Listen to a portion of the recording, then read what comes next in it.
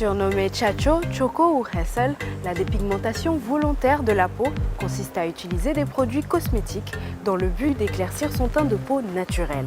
Dépourvue de mélanine, la peau finit par se fragiliser et s'amincir, ce qui réduit donc la toute première ligne de défense entre l'organisme et les agressions de l'environnement extérieur.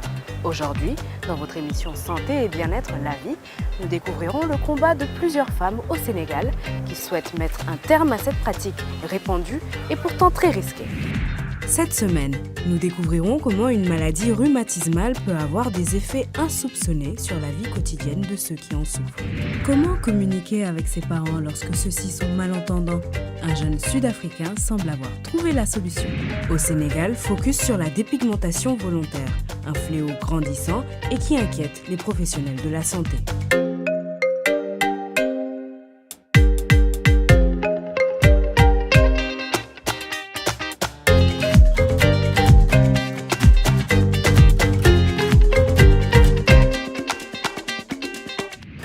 Au Sénégal, la mobilisation ne faiblit pas pour lutter contre la dépigmentation cosmétique volontaire.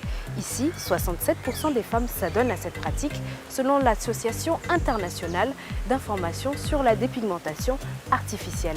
Il s'agit d'un phénomène croissant et les professionnels de la santé plaident pour l'interdiction de la vente de ces produits cosmétiques dépigmentants dont on ne connaît pas toujours l'origine. Nous sommes allés à la rencontre de 4 femmes qui, chacune à leur manière, tentent de mettre fin à cette pratique dangereuse. Un reportage de Lalassi. À 63 ans, Aminata Ndiaye ne peut plus sortir de chez elle sans maquillage. Les années de Hessel ont abîmé sa peau. Le Hessel, c'est ainsi que la pratique de la dépigmentation cosmétique volontaire est appelée au Sénégal. Il faut savoir en moyenne qu'une femme sur 2 qui se présente a au moins une complication liée à la pratique de la dépigmentation cosmétique volontaire. Nous sommes à l'Institut d'hygiène sociale de Dakar. Aujourd'hui, Aminata a rendez-vous avec le professeur Fatima Tali, dermatologue et vénérologue. Elle milite également contre la dépigmentation cosmétique volontaire et sensibilise les femmes face aux dangers de certains produits éclaircissants pour la peau. C'est essentiellement des corticoïdes, de l'hydroquinone, du mercure qu'on utilise par voie locale, mais de plus en plus également du glutathion qu'on utilise par voie injectable. Donc pour qui connaît le mécanisme d'action de ces produits, c'est-à-dire qui réduisent la production de mélanine, fragilisent la peau et donnent une immunodépression, c'est-à-dire le fait qu'on ne soit pas capable de se défendre contre les infections. On est en zone tropicale. Donc les premières causes de dermatose, ce sont les dermatoses infectieuses. war na mat léegi presque ay 6 mois yoo xam ne diwuma daal mais dama am ak tâche daal ay tâche. D'accord. ma ne naa ñëw ci yow. pour ñu jéem ko dindi. pour ñu jël ko ok. léegi yow depuis ñaata at yaa ngi xeesal. dafa yàgg nag war na mat ay ñaar fukki at. depuis 20 ans. dafa yàgg waaw. man sax pour ma wax la benn affaire gisuma benn xeesal bu baax. dina la jox taar commencement jaay la mu rafet tu vois. mais nag fa ngay mujjee moo xaw a doy waar. mujj gi moo ñaan. L'utilisation à long terme des produits dépigmentants a certes des effets néfastes visibles, mais elle a des conséquences encore plus dévastatrices à l'intérieur du corps. C'est bon. Comment c'est que garab bi ma la bindaloon keroog. mais tension yéeg na ba tey. gis nga d'habitude lii boo ko amee ci wéy souvent hydroquinone moo koy joxe. Elle a déjà un diabète et une hypertension artérielle. Donc ça veut dire qu'il faut faire le bilan de tous les autres facteurs de risque cardiovasculaire. C'est pourquoi je lui demande un bulletin d'analyse pour voir le cholestérol, le triglycéride, évaluer la fonction rénale. Elle peut retrouver sa peau normale au bout de 2 mois, 3 mois. Il faut juste l'accompagner et les corticoïdes aussi, on va les arrêter progressivement. Aminata souhaite retrouver la teinte naturelle de sa peau. Le commencement, ça me faisait tellement plaisir, mais d'un certain temps après, j'aimais plus ça. Je voulais reprendre ma peau. Même avec les médicaments qu'on fait pour enlever le khessal, là, c'est moins cher que le khessal. Le khessal est trop cher et c'est pas bon aussi pour la peau. Moi, j'ai préféré laisser tomber. Le problème, c'est qu'il faut rester belle. Et pour beaucoup, avoir un teint clair est un critère de beauté essentiel. Au Sénégal, les avis sont mitigés quant à la pratique de la dépigmentation cosmétique volontaire. Moi, j'aime les femmes claires, mais j'aime pas les femmes dépigmentées. La majeure partie des gens qui le font, ils se disent que leur teint, ça ne les va pas comme il le faut, ou bien leur gars ou leur mari les voient pas jolies comme ça ou bien belles comme ça. Et eux-mêmes, ils ne s'aiment pas comme ça. C'est pourquoi ils le font. Avoir la peau noire, c'est déjà quelque chose de bien. Donc on doit être fier de ça, quoi. Donc c'est pas parce que tu te dépigmentes qu'on ne va pas t'aimer comme tu es. Je pense qu'avant tout, d'abord, il faut avoir l'amour de soi, le respect de soi. Dans la suite de cette émission, nous en apprendrons davantage sur les effets ravageurs de la dépigmentation au Sénégal. Pour le moment, parlons d'une maladie considérée comme invisible, mais dont les symptômes occasionnent des douleurs bien réelles. Il s'agit de la spondylarthrite ankylosante, une maladie rhumatismale qui touche principalement la colonne vertébrale et le bassin. Nous avons rencontré Oumar Niang, un jeune Sénégalais qui a accepté de nous parler de son expérience avec cette maladie qu'il apprend encore à apprivoiser. C'est des douleurs atroces. Il arrive des fois où tu as mal, tu essaies de te lever, tu n'y arrives pas, ton corps il pleure. Et je fais des efforts jusqu'au moment où je sens une larme couler et puis après je dis bon, peut-être qu'il faut que je me recouche et puis je me recouche tranquillement. Je m'appelle Oumar Niang, je suis concepteur-rédacteur et acteur culturel. J'ai la spondylarthrite ankylosante. Les premiers symptômes, je les avais pas compris. J'étais en train de jouer au foot un jour, c'était en 2006 si je ne me trompe pas.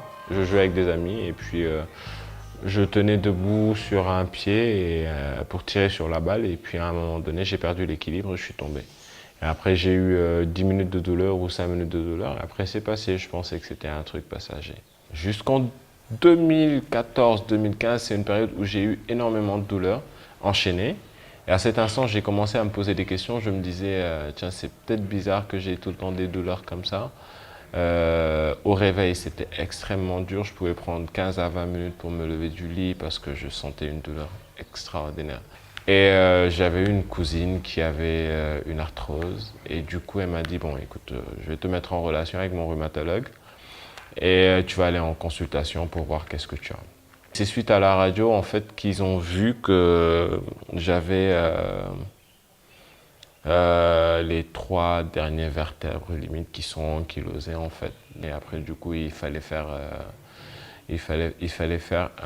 des analyses pour voir si j'avais le HLA-B27 qui est le gène de la spondylarthrite. Et du coup, c'est après qu'on a eu la confirmation que j'avais la spondylarthrite ankylosante. J'en suis pas à un niveau extrêmement complexe, mais j'en suis à un niveau où l'inactivité me tue. Il y en a, ils sont pas capables de faire ça contre un mur, parce qu'ils tiennent pas droit. Ils sont tout le temps comme ça. Et c'est avec ça en fait qu'on mesure à quel point ta spondylarthrite est en train d'évoluer ou pas. Parce que plus elle évolue, plus elle te fait pencher, plus tu te décolles du mur en fait. Parce que tu as tendance à être comme ça. Et le premier exercice que je fais très souvent, c'est de redescendre, de réouvrir mes épaules. Parce qu'on a tendance, quand il y a la douleur, d'être comme ça. Et ça renferme la poitrine. À un moment donné, ça crée des troubles de respiration. Et c'est un gros effort à faire pour ne pas exploser sa cage thoracique et ne plus respirer. La spondylarthrite, en fait, c'est une maladie qui, moins tu es actif, plus elle t'atteint. Et l'activité, c'est le sport, c'est les exercices qu'on fait, c'est la marche, c'est l'activité au bureau. C'est vraiment, il faut surveiller son activité, de sorte que l'on soit tout le temps en mouvement, en fait. C'est ce qui est bien pour calmer les douleurs.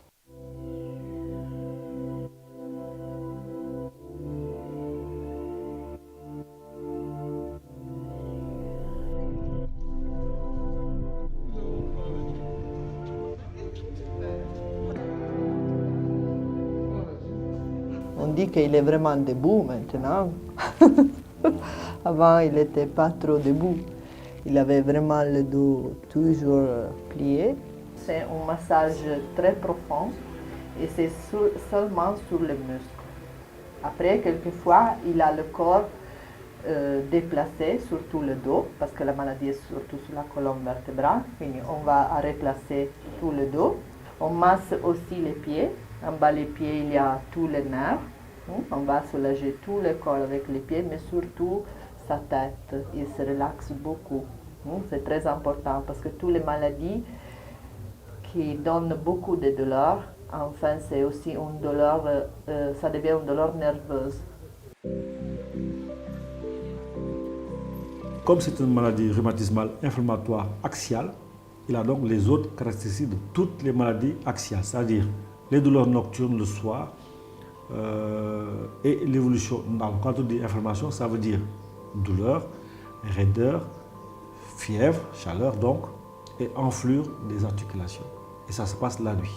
Quand vous voyez une personne jeune, de sexe masculin, entre 35 et 45 ans, qui vient se plaindre de ce type de douleur, vous devrez penser à l'apparition ou la naissance de cette pathologie-là. Quand on traite une spondylarthrite, le but du traitement, parce qu'il faut un but du traitement, c'est comment faire pour arrêter l'évolution de la maladie. Donc, permettre à la personne d'avoir une activité normale. Il faut garder une autonomie le plus longtemps possible. C'est très important. Et garder l'autonomie le plus longtemps possible, c'est quoi? C'est bouger. Bouger, c'est la vie. Yes, bonjour, bienvenue. Je vous présente mon frère. On se disait que le vieux, il avait tout le temps des problèmes de dos. À voir même sa démarche, on savait que c'était un peu compliqué pour lui. Donc on se disait que c'était héréditaire. Donc nous sommes tous appelés à avoir des problèmes de dos. Donc dans le cocon familial, c'était tout à fait logique. On se disait que nous avons tous ce problème-là. Mais à son niveau, c'était tout le temps plus complexe parce que ça l'alitait. Vivre avec la SPA, c'est vivre avec des émotions. Quand je dis vivre avec des émotions, c'est se réveiller et ne pas avoir la possibilité de marcher, c'est se réveiller, d'être ankylosé, de ne pas pouvoir sortir de son lit. C'est extrêmement dur, c'est extrêmement frustrant. Je suis sûr qu'il y a pas mal de personnes dans pas mal de maisons donc, qui sont autour de nous et qui concrètement ont un membre de leur famille qui a cette maladie. Ils se diront que non, il a des problèmes d'articulation, il a une arthrose, rhumatisme. Donc en fait, il y a toute une panoplie qu'ils ont dressée pour dire que chaque fois qu'une personne souffre de ce genre de choses, qu'il souffrirait en fait donc de ces maladies standards. Maladies passe-partout, on dirait. Donc je pense qu'il faut se déplacer. Il faut aller voir donc les structures, les instituts de santé qui sont tout à fait aptes à pouvoir donc déceler cette maladie et que les structures étatiques puissent être conscient de ce genre de maladie. Un traitement qui va jusqu'à 21 jours en cas de crise, c'est avec un anti-inflammatoire, c'est avec un myorelaxant, c'est avec une pommade de massage. Tu as un budget sur 21 jours facilement de 40 000 francs à dépenser en termes de médicaments parce que ça va avec les pansements gastriques et les protecteurs d'estomac. Donc du coup, c'est très facilement ça flambe. Et en période de crise, tu as facilement besoin de 10 séances, de 10 séances chez la kiné. 25 000 francs à la séance, tu as 250 000 balles. Quoi. Donc du coup, il faut vraiment que les malades aient une bonne assistance. Quoi. Le Landre de l'Islam, c'est qu'il n'y a aucune règle, aucune loi. La seule règle qui existe, c'est qu'il faut respecter tout le monde. Les années passent, ces histoires s'écrivent. Chacun prend sa plume, chacun dit son histoire. Moi, j'ai choisi d'écrire la mienne. Je suis malade, j'ai la possibilité de me soigner, j'ai la possibilité de prendre soin de moi. Il y en a qui sont malades, qui n'en ont pas la possibilité. Moi, j'ai la possibilité de m'évader, de sourire, ce que beaucoup de gens n'ont pas. Donc ouais, le slam change ma vie. Salam alaikum, merci.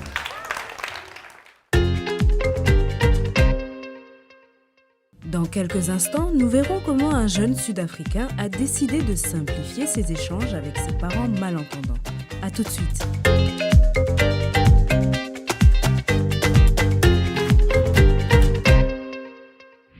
Vous suivez l'émission Santé et bien-être de la BBC, La Vie. Tout à l'heure, notre reporter Lal Lassi a rencontré le docteur Fatimat Ali qui aide ses patientes à se défaire de la dépigmentation. Toujours à Dakar, notre reporter Lal Lassi découvre à quel point il peut être difficile de déterminer les composants des produits éclaircissants ainsi que leur dosage. Au Sénégal, le Code de la presse interdit la promotion des produits dépigmentants. Et récemment, le Conseil national de régulation de l'audiovisuel a rappelé cette interdiction qui vient appuyer une forte demande des associations féminines qui luttent contre cette pratique. Les produits éclaircissants font de plus en plus l'objet de publicités sur les réseaux sociaux où il n'y a aucun contrôle. Il existe sur certaines plateformes des groupes où s'échangent trucs et astuces pour être plus claires, voire blanches. C'est un phénomène que dénonce le docteur Marianne Ouattara, chimiste et fondatrice des laboratoires Farifima, spécialisés dans le développement de produits et soins cosmétiques pour peau noire et métissée. Elles font des mélanges à partir de base. Par exemple, je prends une crème lambda, je la mets, je vais aller prendre du glutathione, de l'acide kojique, je mélange. Et non seulement je fais un mélange, que je dis être mélange, mais ce mélange n'est pas reproductible. Parce qu'elles le font au pif. Ah, je vais mettre toute la bouteille. Aujourd'hui, on parle de l'acide kojique qui a le vent en poupe et tout. Mais l'acide kojique, contrairement à l'hydroquinone, 1% est l'ultime limite par rapport à l'hydroquinone qui est à 2%. Et ces gens n'ont pas le recul. Eux, le résultat, c'est lui, en 5 jours, de devenir totalement clair. Mais elles ne se rendent pas compte de toute la destruction qui est derrière. Nous avons présenté au Dr Ouattara une des crèmes les moins chères, donc les plus accessibles du marché, pour découvrir ce qu'elle contient. Son utilisatrice est enceinte et en met sur le corps chaque jour. Donc déjà, ce qui m'alerte, ce produit fait un branding avec une huile végétale qu'ils mettent en avant et qui n'est pas dans les ingrédients. Donc on parle de l'huile de coco là. Oui. Elle n'est pas dedans. Elle n'est pas, en tout cas dans les ingrédients ici, elle n'est pas dedans. Donc déjà, c'est une publicité qui est mensongère. Elle attend un bébé. Pour moi, elle devrait arrêter d'utiliser l'acide kojique sur son corps. Un bébé, c'est sensible, donner des bébés de sous-poids ou bien même, on voit des avortements qui sont inexpliqués. On peut voir que cette crème, elle est totalement que des produits qui sont chimiques en fait. D'où la problématique de ces produits dépigmentants parce qu'on ne sait pas vraiment ce qu'il y a dedans. Les mises en garde sur les risques liés à la pratique de la dépigmentation volontaire de la peau sont de plus en plus explicites, mais beaucoup de femmes continuent de le faire malgré les risques sanitaires. Voici quelques conseils pratiques pour aider votre peau à retrouver son éclat. Arrêtez progressivement puis définitivement l'usage des produits éclaircissants. Utilisez une bonne crème solaire anti-UV afin de maintenir la bonne hydratation de la peau et la protéger du soleil notamment. Privilégiez l'utilisation de produits cosmétiques ou pharmaceutiques à base d'ingrédients naturels pour adoucir la peau et uniformiser le teint. Utilisez du gel nettoyant pour éliminer l'acné et pour purifier le teint. Gommez la peau du corps et la peau du visage pour retirer les peaux mortes. Revigorez la peau avec des soins à base de beurre de karité, argile verte, huile de palme, argan, etc. Nechitsati Lucky Mashudu. Ce nom ne vous dit certainement pas grand-chose, mais l'invention de ce jeune Sud-Africain va sûrement marquer les esprits. Né de parents malentendants, il a eu l'ingénieuse idée de créer un gant intelligent pour mieux communiquer avec eux. David Wafula l'a rencontré pour nous.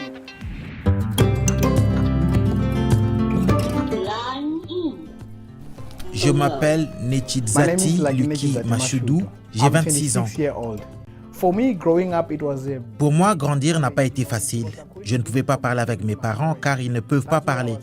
J'ai donc été élevé par ma grand-mère quand elle a vu que cela pouvait troubler ma scolarité.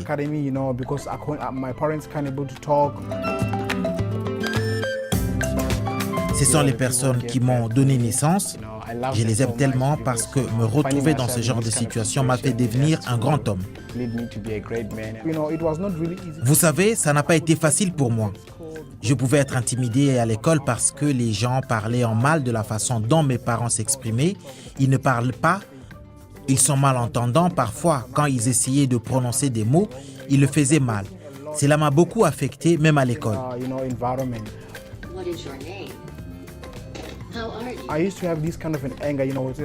J'avais beaucoup de colère en moi, toujours à réfléchir sur comment je peux changer cette situation entre mes parents et moi. J'avais l'idée de développer un système qui améliorerait la communication entre mes parents et moi. C'est ce gant intelligent. C'est le modèle sonore, c'est de là que prend source la communication. Ce sont des capteurs flex. En attendant, nous utilisons le câble pour toutes les communications qui sortent du gant. J'ai commencé à m'y mettre quand j'étais encore à l'université. Les gens m'appelaient Monsieur Ordi parce que j'avais une vision de ce que je voulais réaliser. J'avais cette passion en moi. Je ne savais même pas ce qui se passait avec mes parents à la maison. Personne ne les aidait, que ce soit pour voyager, aller à la banque ou pour se faire consulter par un médecin. Pour être honnête, ce n'est pas évident de vivre en société quand on est malentendant. Vous faites face à beaucoup de défis, vous ne savez pas quel système utiliser pour bien communiquer avec les gens.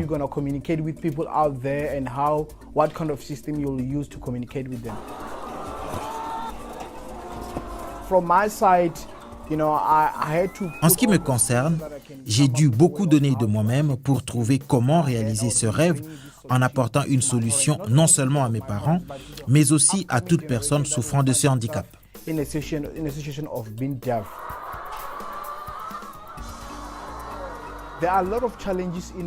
Il y a beaucoup de défis dans le monde du travail. Les personnes malentendantes ont du mal à trouver un emploi. C'est aussi difficile pour elles de s'adapter à l'école. Je veux qu'elles soient autonomes, d'où ma création. En portant seulement un gant, si la personne vous fait signe avec le gant, ce dernier va traduire la langue de signes en voix. Pour communiquer, la personne n'aura pas besoin d'un interprète partout où elle ira. Le gant traduit le langage des signes en voix et lorsque vous parlez, grâce à une application mobile, le gant va détecter votre voix et en retour va interpréter pour la personne malentendante.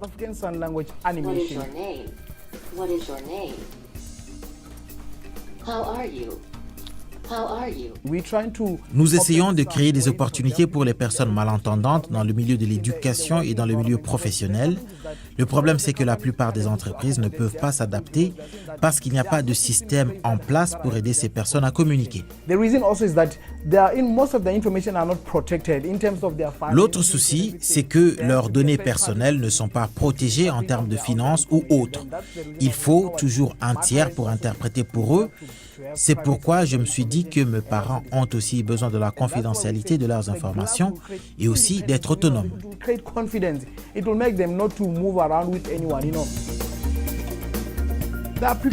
Il y a des gens dans les zones rurales qui ne savent pas communiquer en langue des signes, qui ne comprennent pas l'anglais, qui ne comprennent que leur langue maternelle. Mais si vous êtes sourd avec un gant, nous pourrons programmer la communication via l'application mobile.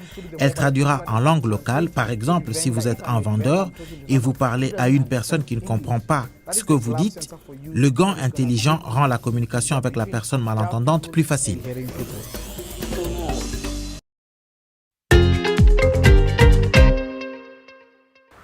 Retrouvons notre reporter Lalla Sy au Sénégal. Elle a échangé avec la sociologue Marie-Angélique Savané, pour qui la dépigmentation montre toute la fragilité psychologique des femmes.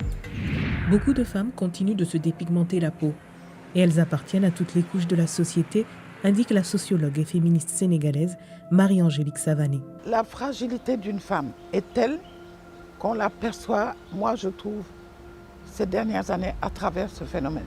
Parce que jusqu'à présent, on avait des critères, les femmes essayaient de répondre au maximum aux critères de mode de vie, d'attente des hommes, etc.